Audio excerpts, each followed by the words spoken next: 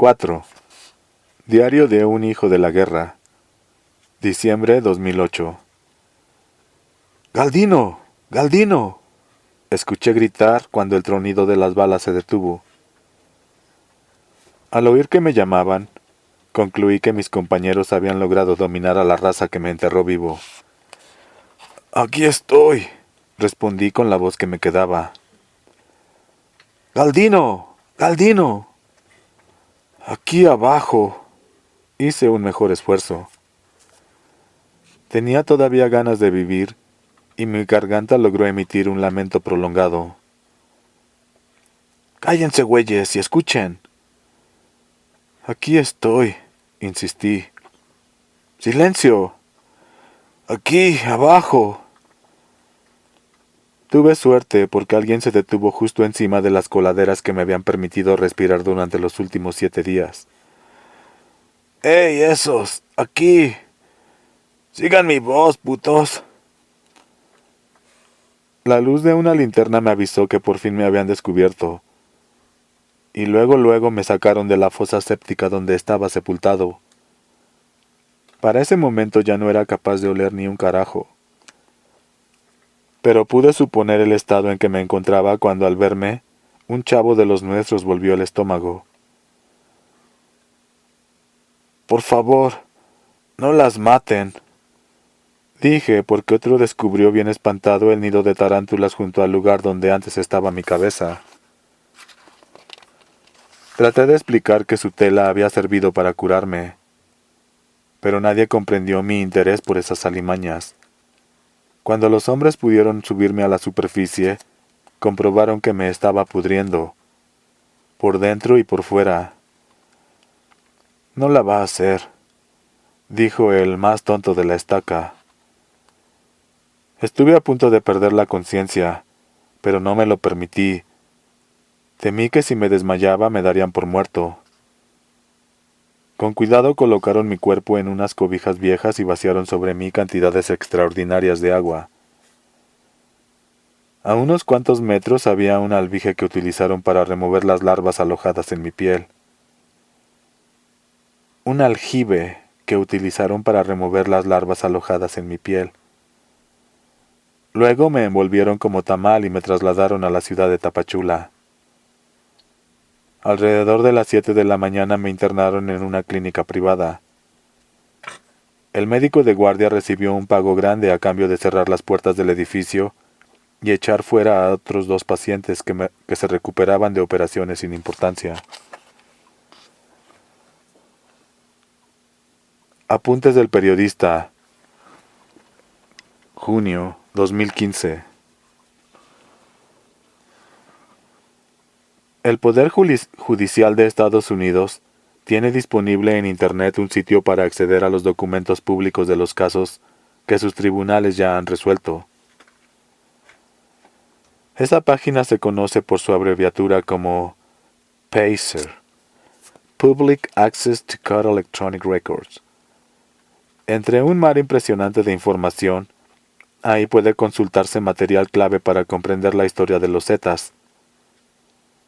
Por ejemplo, el testimonio de Jesús Enrique Rejón Aguilar, el Mamito o el Z7, rendido ante el juez Samuel Sparks dentro de un juicio realizado en la ciudad de Austin, Texas, durante la primavera de 2013.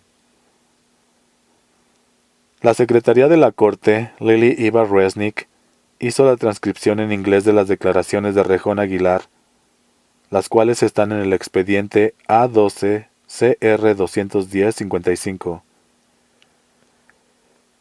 Contiene información que no pude encontrar en otras fuentes, excepto en las conversaciones con el interno de Chiconautla.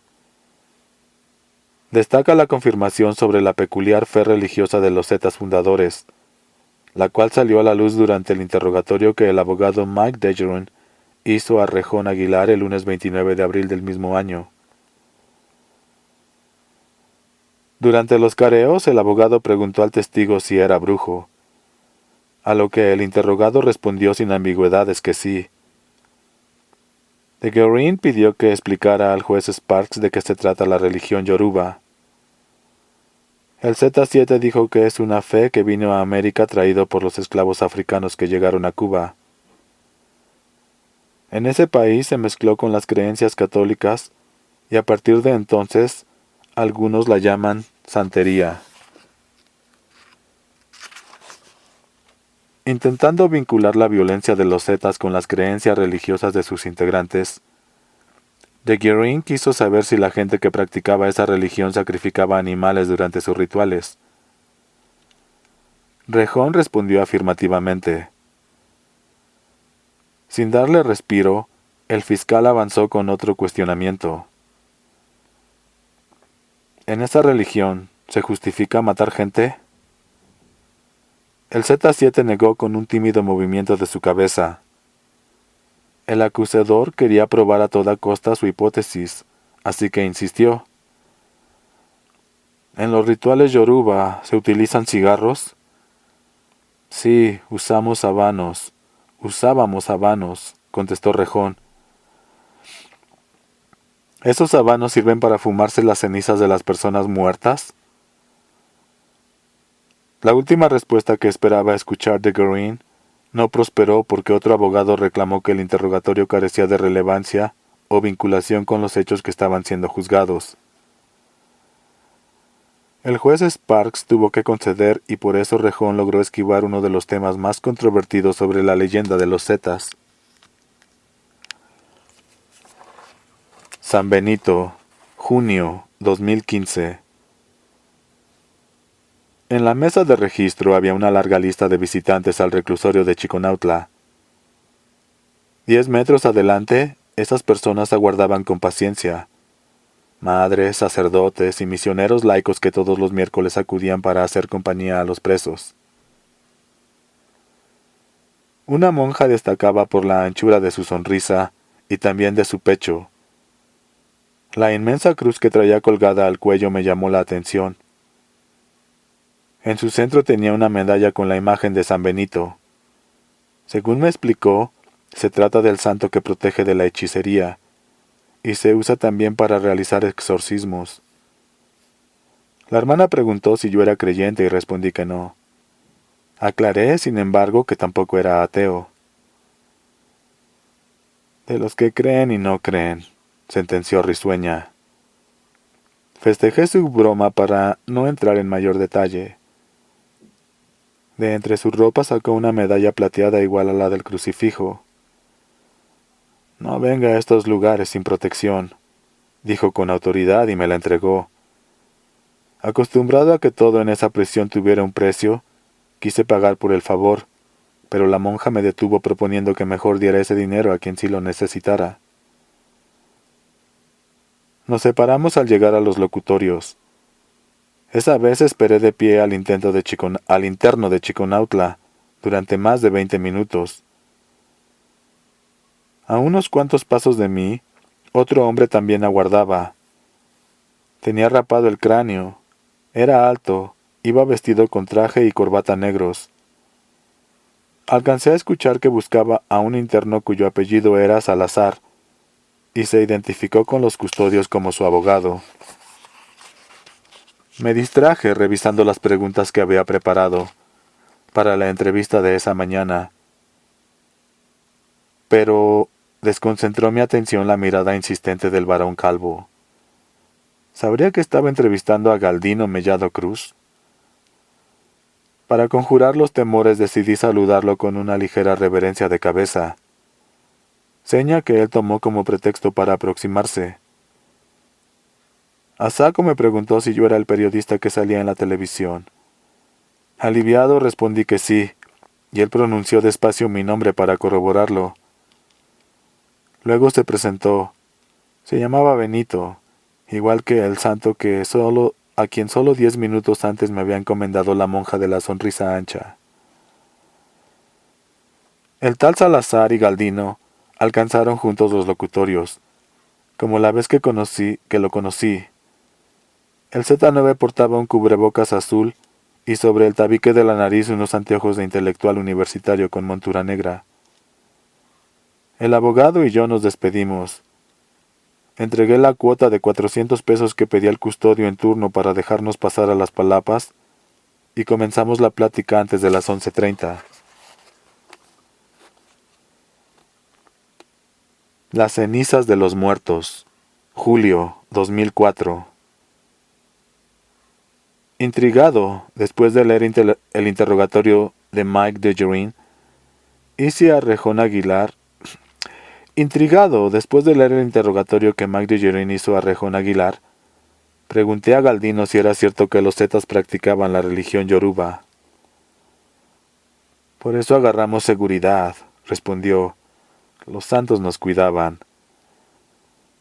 El interno de Chiconautla abundó contando un episodio que supuestamente ocurrió en Monterrey, cuando Heriberto Lascano se convirtió en la cabeza de la compañía. Un día ordenamos a los zetas más jóvenes que cortaran la mano derecha de varias hormigas muertas.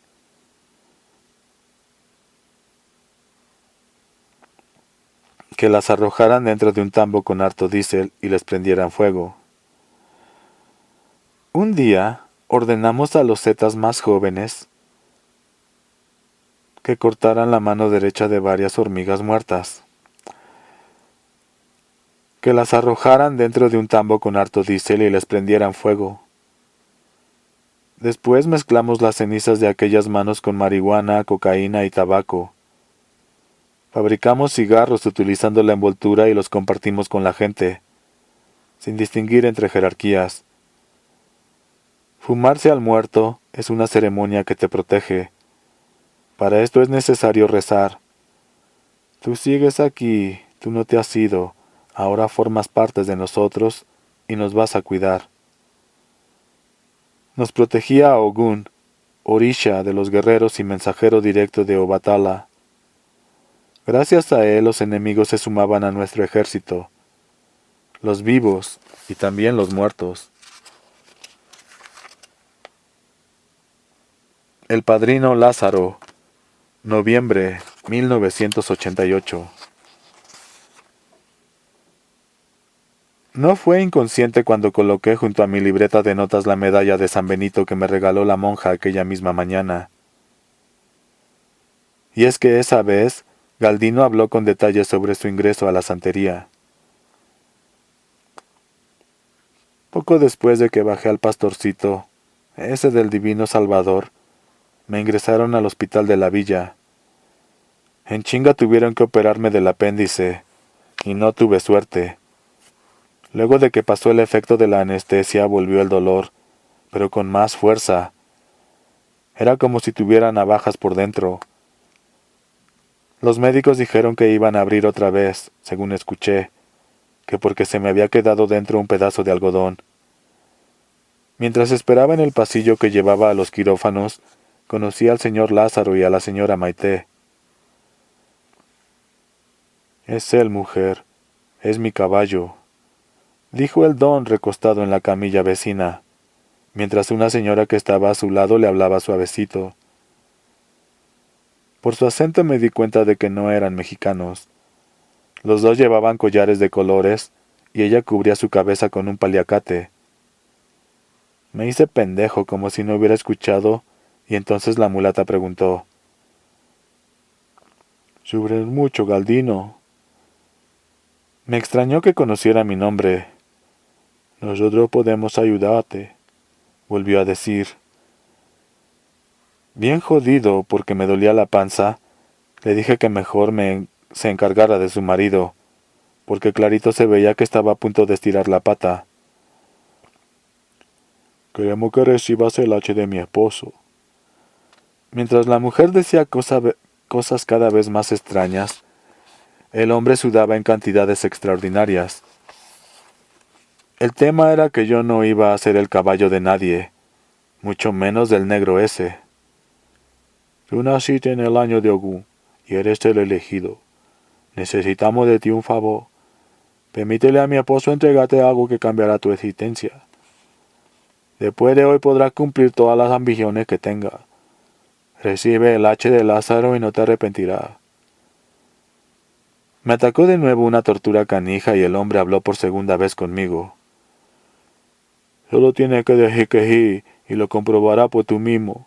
Te convertirás en un ser muy poderoso. La dama acercó mi camilla para colocarla justo al lado de ese señor, quien extendió sus manos gruesas sobre mi estómago. Pronunció frases en una lengua que yo jamás había escuchado, y de pronto que se va el dolor. Agotado por el último esfuerzo que venía de hacer, el señor Lázaro volvió a acomodarse. Cuídate tú, mi negro, vela por mí y por los retoños, y que vivas 1000 años. Soltó la mujer con los ojos llenos de lágrimas. El moribundo ya no habló, solo apretó con fuerza la mano de su esposa. De la parte baja de su camilla, ella tomó una bolsa de tela, sacó varios objetos y los colocó junto al cuerpo del viejo. Había un cirio y utilizando una navaja lo marcó con líneas horizontales. Después rayó la piel oscura del señor Lázaro.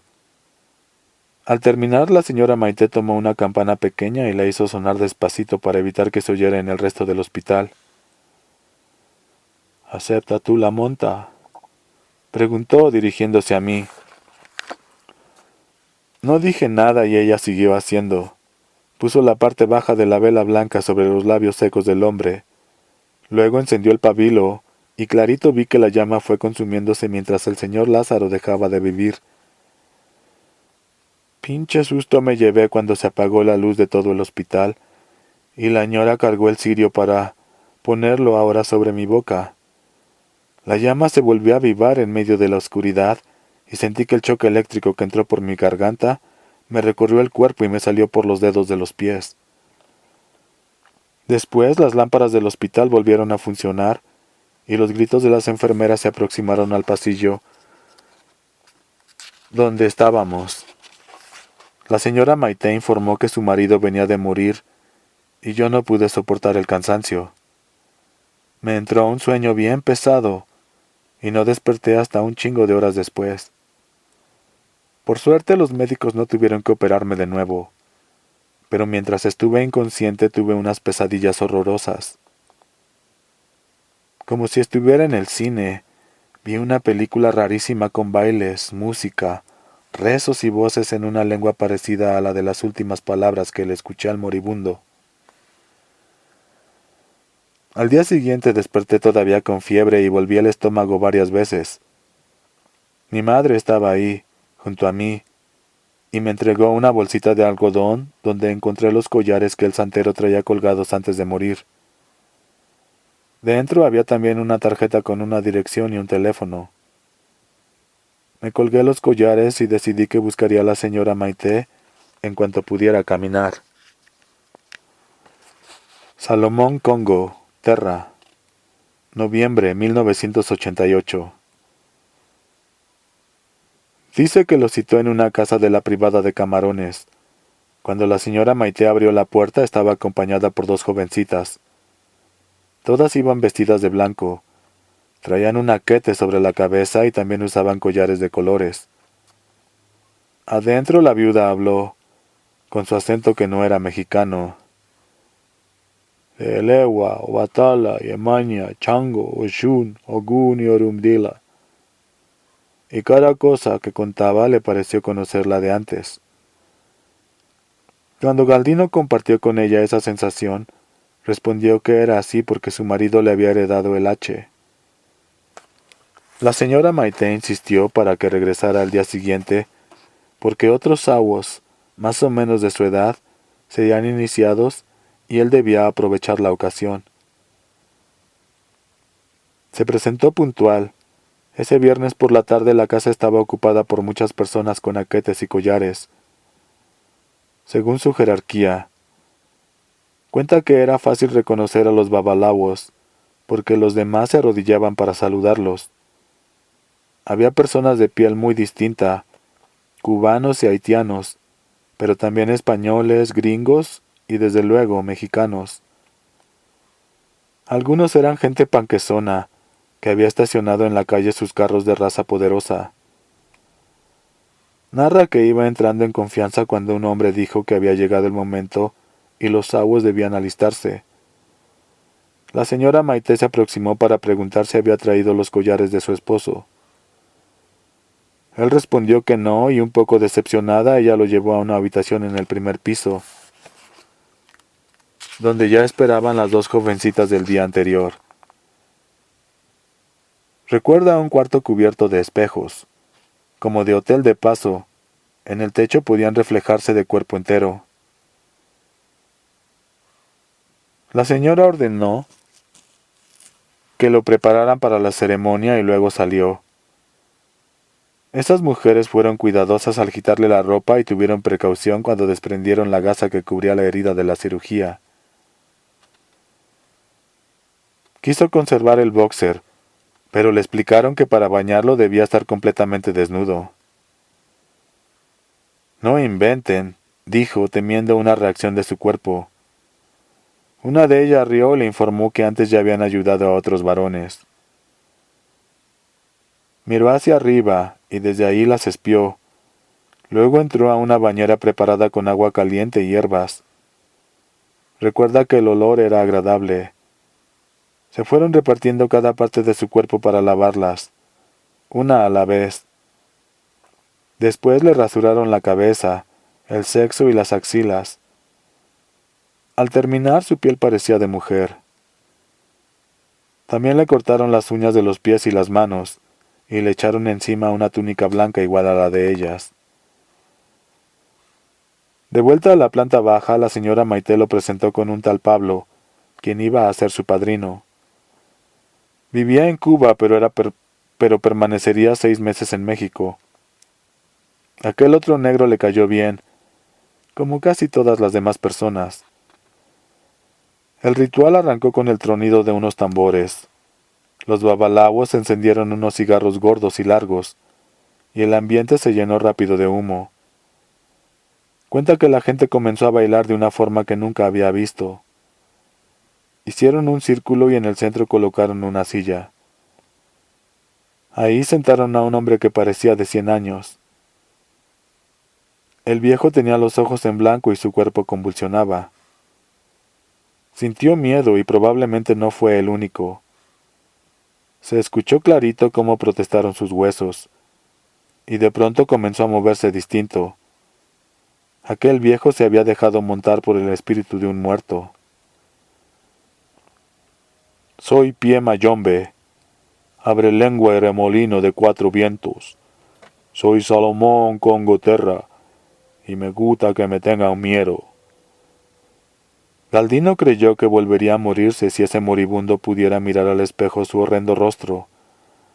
Él no había abierto la boca, pero el hombre logró escuchar sus pensamientos. «Y no te place lo que ves, puedes salir de este lugar», dijo. Me burlé de él, porque desde niño lo hago con todo aquello que me espanta. «Ven, tú anda, para que te lea la letra del año», anunció Salomón Congoterra después de regañarlo. «Salam aleikum, salah salah», decían a coro los demás asistentes, y los tambores seguían sonando. Por boca del poseído todos los ahí reunidos se enteraron, entonces, de su destino. Tú eres ambicioso, tú eres egoísta, tú eres soberbio. Has pasado por mucho y el dolor ha sido grande, pero vas a llegar lejos. Mucha gente te conocerá y muchas personas sabrán tu nombre. Eres hijo de Ogún, el dios de la guerra. Y un día serás babalawo y tendrás 6 mujeres, pero con ninguna procreará. Eso sí, con tus manos manchadas recibirás bienes y lujos. Tu riqueza será ilícita y mal forjada. Serás envidiado pero también admirado. Y el día que olvides la religión, tendrás un castigo horrendo. El padrino Pablo rayó su cuerpo, con una pequeña navaja y cenizas de muerto. Cortó sin penetrar su cabeza rapada, los oídos, cuello, pecho, espalda, pene, brazos, estómago, manos y plantas de los pies. Luego el viejo poseído se acercó y respiró en cada parte rayada. Su nariz parecía la de un perro desesperado por arrancar los olores de su cuerpo. Por último, Salomón con Goterra exigió que levantara la mano para decir con solemnidad las siguientes palabras. Juro que no hay amigo, no hay familia, y no existe el amor. A partir de hoy viviré y moriré por la religión, y así será hasta que los santos cambien de idea. Y él repitió cada palabra. Tuvo permiso del viejo para retirarse y fatigado subió de vuelta al primer piso. Pero esta vez las dos jóvenes lo condujeron a un cuarto distinto que llamaban la bóveda. Dentro había una serie de recipientes, como soperas de tamaño humano, en cuyas paredes podían leerse los nombres de los santos. El padrino Pablo fue quien lo ayudó a entrar en una de ellas. Luego colocó una tapa inmensa y pudo dormir en silencio. Antes de cerrar los ojos decidió que cumpliría con la profecía. Iba a convertirme en un gran babalawo. Durante los siguientes meses el padrino Pablo le enseñó de todo. Tenía prisa porque debía regresar a Cuba. Galdino presume que gracias a la santería aprendió a endulzar cuando alguien quiere ser amado, a abrir caminos cuando las puertas de la vida se cierran, a hacer vudú cuando la gente pone obstáculos, a adivinar usando el tablero de Ifá y los sopeles. Abunda en explicaciones extraordinarias, como que sus sopeles no eran de concha vulgar, porque consiguió 8 molleras de niños recién nacidos que usaba para sus adivinaciones. Circulitos encadenados entre sí, que al lanzarlos podían caer de cara blanca o negra. La combinación es el mensaje de los santos. No hay sistema más poderoso para conocer lo que fue, lo que es o lo que será. Apuntes del periodista, junio 2015. Como le dije a la monja que me regaló la medalla de San Benito, no soy una persona religiosa. Fui educado como católico, conservador, pero como pasa con muchos, a la edad adulta perdí la fe y también las razones para conservarla. Sin embargo, el fenómeno religioso es algo que me sigue interesando. La vida de Galdino Mellado Cruz parecería un sinuoso recorrido puntuado por experiencias vinculadas a la religión. Primero la violencia que sufrió a manos del pastor del Templo del Divino Salvador a la edad de 8 años.